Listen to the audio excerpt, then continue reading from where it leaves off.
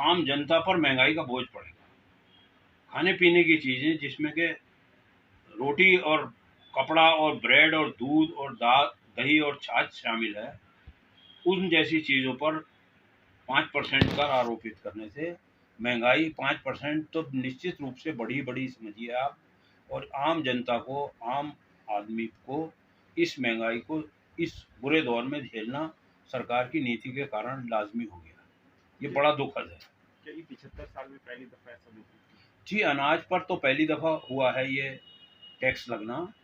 और जो जीएसटी की परिकल्पना थी, जो जीएसटी की सोच थी केंद्र सरकार की, उसमें और मोदी जी की बाइट्स हैं, खुद प्रधानमंत्री की बाइट्स हैं कि कभी भी हम अनाज को और खाने पीने की चीज़ों को टैक्स के दायरे में नहीं लाएंगे। जीएसटी लगाते वक्त भी उन्होंने ये चीज़ कही थी।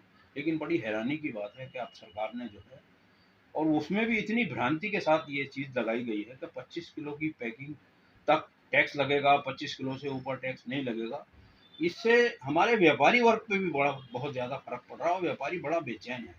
क्योंकि जो छोटा छोटा रिटेल का व्यापारी है, उसको ये समझ नहीं आ रहा कि मैं किस चीज़ पे 5% जीएसटी मुझे देना है, ग्राहक से लेना है या क्या होना है।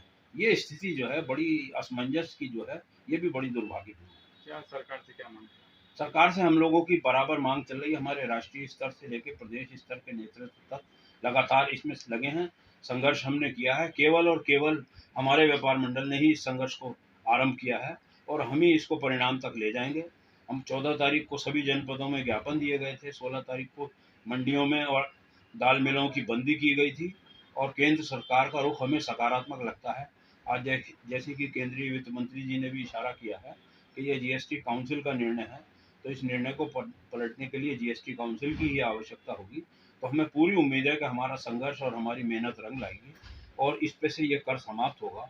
और सरकार ने जो भी कदम उठाया है, वो सरकार अपने इस कदम को रोल बैक करेगी। हमने देखा कि मीटिंग भी की गई व्यापारियों के साथ, तो क्या कहना है व्यापारियों का? जी देखिए, मीटिंग जागरूकता के लिए और आपस में विचारों के आदान प्रदान के लिए मीटिंगों का होना आवश्यक है। तो हमारा जो छोटा व्यापारी, जो रिटेल काउंटर्स पर व्यापारी बैठे हैं और उनकी समझ में नहीं आ रहा कि पैकिंग का माल बेचने में अगर हमें 5% है, तो हम 50 किलो का पैकिंग ला के खुला बेचेंगे कि क्या करेंगे, क्या करेंगे। तो ये इस वजह से हम लोगों ने आज व्यापारियों को जागरूक करने के आशय से मीटिंग की थी और उस मीटिंग में हमने सब